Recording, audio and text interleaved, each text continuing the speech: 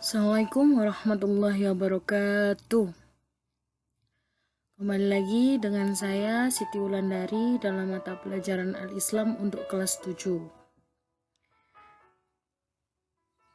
Baiklah, untuk hari ini bab 5 hadas dan najis ya. Tapi untuk pembahasan kali ini saya fokuskan ke hadas dulu karena pembahasannya sangat banyak ya. Jadi yang najis pertemuan selanjutnya. Oke, pengertian hadas.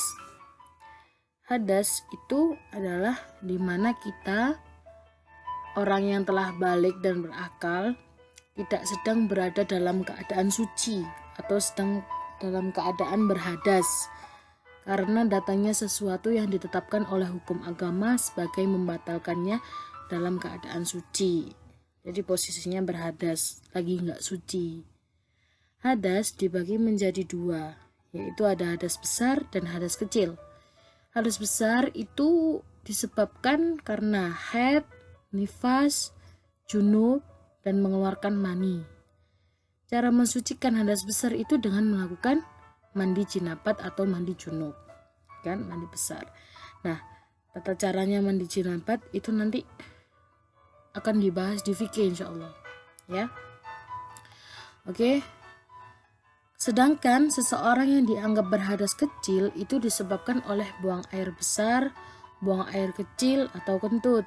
Nah, cara mensucikannya mudah, yaitu dengan cara berwudu atau tayamum ketika tidak menemukan air. Ini mudah sekali ya. Kalau yang besar ketika haid, biasanya kita setelah haid itu kan kita harus mandi jinabat, ya kan? Mulai dari mencuci tangan, membersihkan kemaluan, terus berwudu, membasuh yang kanan terlebih dahulu, kiri, baru seluruh badan membersihkan, kayak gitu. Terakhir kita baca doa, seperti itu ya.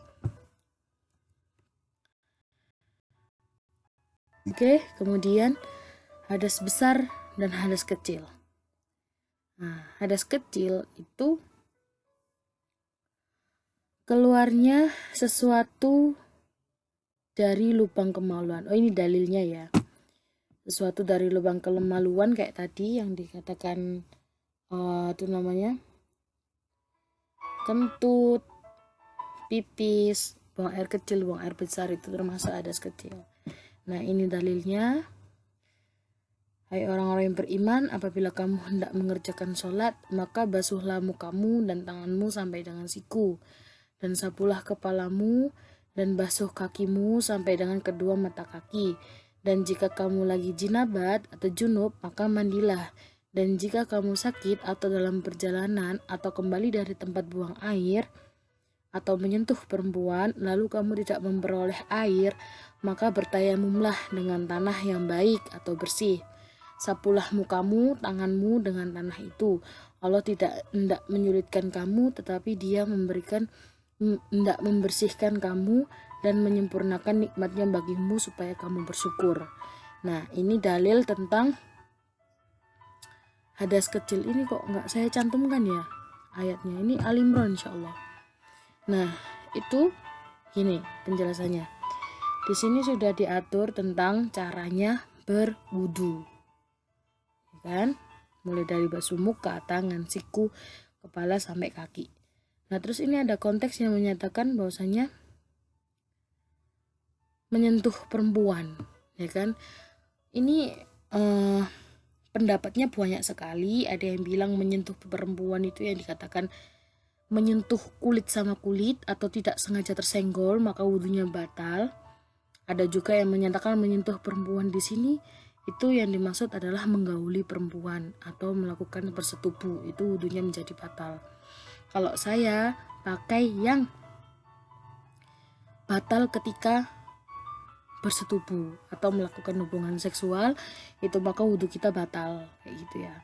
Tapi kalau hanya sekedar tidak sengaja tersenggol, maka itu tidak akan batal, kayak gitu. Jadi ini tafsirannya banyak, maknanya juga banyak, terserah mau pakai yang mana, seperti itu ya.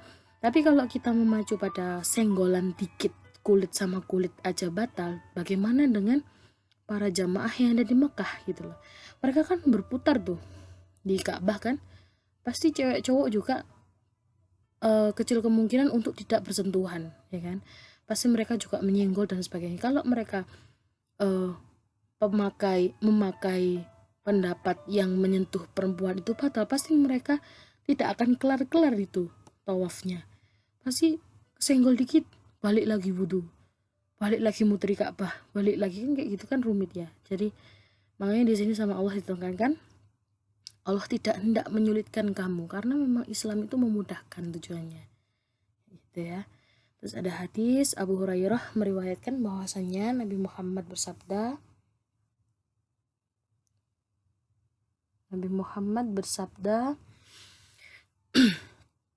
Allah tidak menerima salat seseorang di antara kalian jika kalian sedang berhadas sehingga berwudu kembali. Seorang laki-laki dari Hadramaut bertanya kepada Abu Hurairah, apa itu hadas? Abu Hurairah menjawab, buang angin, bersuara dan tidak bersuara. Jadi kentut yang bersuara sama kentut yang tidak bersuara itu juga termasuk berhadas. Atau kalau berwudu melakukan kentut bersuara atau tidak bersuara, maka wudunya batal, harus wudu kembali, kayak gitu ya. Kemudian hilangnya kesadaran dan mabuk, atau ini seharusnya hilangnya kesadaran atau hilang akal atau mabuk ya, ada pada seorang muslim tersebut seperti mabuk, pingsan, koma, dan tidur, kecuali tidurnya dalam keadaan posisi duduk dan tetap kokoh di tempat duduknya. Nah, kalau kalian tertidur tapi posisi kalian tidur berbaring, maka ketika bangun kalian harus, kalau ingin bersuci kembali kalian harus berwudu. Tapi kalau kalian tidurnya sambil duduk, tertidur sambil duduk, itu ini pendapatnya ini masih boleh untuk kalau mau sholat langsung sholat, nggak perlu lagi wudhu kembali, kayak gitu. An-Nisa ayat 43, hai orang-orang beriman, janganlah kamu sholat sedang kamu dalam keadaan mabuk sampai kamu menyadari ucapanmu. Nah, ini orang-orang yang mabuk itu juga mereka berhadas ya, sama dengan berhadas. Ya, Nabi Muhammad bersabda, penutup lupa itu adalah kedua mata, maka barang siapa yang tertidur maka hendaklah ia berwudu. Adapun jika tidak batalnya wudu karena tidur dalam posisi duduk yang kokoh, ini didasarkan pada hadis yang diriwayatkan oleh Anas bin Malik. Ia berkata, dahulu di zaman Nabi, para sahabat menunggu pelaksanaan sholat isya hingga kepala mereka menunduk atau tidur. Lalu mereka melaksanakan sholat tanpa berwudu. Nah, ini saya sering kayak gini ya, nunggu azan subuh itu saya masih tertidur. Sholat malam, witir, selesai, zikir, tertidur. Kemudian saya dengar adzan subuh, saya bangun langsung sholat. Itu tidak mengapa karena saya posisinya tidurnya sambil duduk, itu tidak apa-apa. Langsung sholat nggak apa-apa. Tapi kalau berbaring itu baru harus berwudu. Saya pernah dengar ini kayak pernyataan sih, bukan, tidak ada sumber yang jelas juga, tapi saya pernah dengar tentang biologis, maksudnya dari segi medis, kalau kita memejamkan mata maka lubang anus itu terbuka gitu. Jadi sadar nggak sadar, kalau kita tidur terlelap dalam posisi berbaring itu mesti ngentuti kayak gitu ya, mesti keluar anginnya. Tapi saya kurang tahu lagi, nanti saya cari. Kemudian hadas besar. Hadas besar yang pertama, berhubungan badan antara suami istri, itu termasuk hadas besar. Nabi Muhammad bersabda, jika seorang di antara kalian empat sisinya lalu ia menggaulinya, maka telah wajib mandi baginya, mengeluarkan sperma atau air mani, baik sengaja seperti melalui hubungan badan dan onani masturbasi, ataupun tidak sengaja seperti mimpi basah. Itu wajib hukumnya untuk mandi jinabat atau mandi junub. Ini adalah cara membersihkan atau mensucikan diri dari hadas besar dengan mandi jinabat, mandi junub. Aisyah meriwayatkan bahwa suatu ketika Nabi Muhammad ditanyai mengenai seseorang yang menemukan basah di pakaiannya, tetapi ia tidak ingat terjadi mimpi basah. Maka beliau menjawab, ia harus mandi. Beliau juga ditanya tentang seseorang yang bermimpi basah tetapi tidak menemukan basah di pakaiannya, maka beliau menjawab, tidak ada mandi atasnya. Kalau mimpi basah sampai keluar mani ketika bangun tidur, maka dia wajib untuk mandi. Tapi kalau dia merasa setelah dia mimpi basah tapi ketika bangun tidur dicek tidak keluar mani, maka tidak usah mandi. Itu ya. Kemudian yang kedua, suci dari haid. Suci dari haid. Allah berfirman, maka hendaklah kamu menjauhkan diri dari wanita di waktu haid.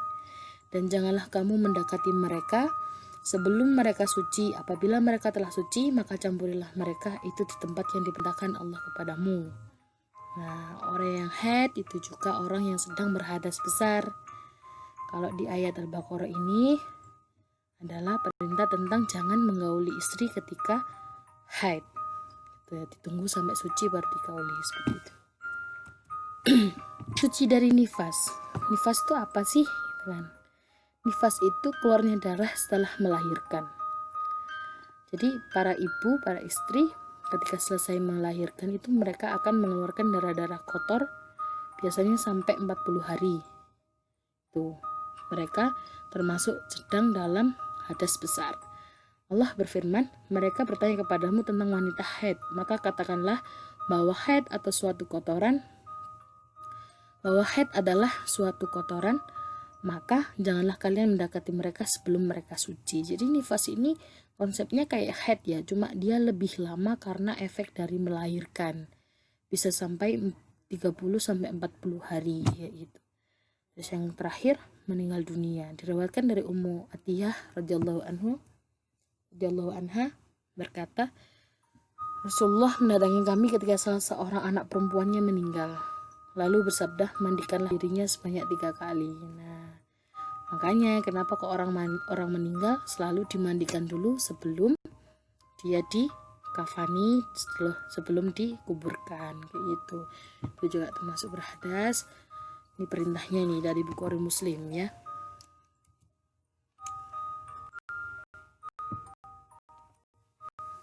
Oke, the last terakhir tugas.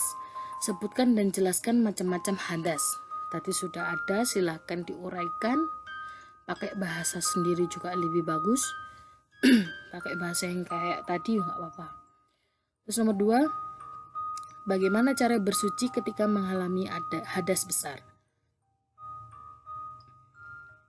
Silakan dijawab dan diuraikan untuk nomor 2.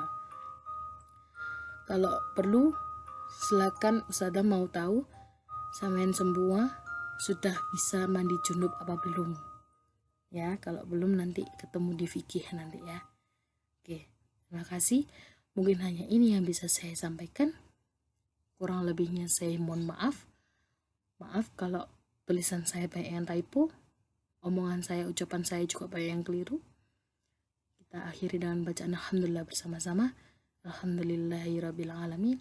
Subhanakallahumma wa bihamdika asyhadu an la ilaha illa anta astaghfiruka wa atubu ilaik. Syukran. Assalamualaikum warahmatullahi wabarakatuh.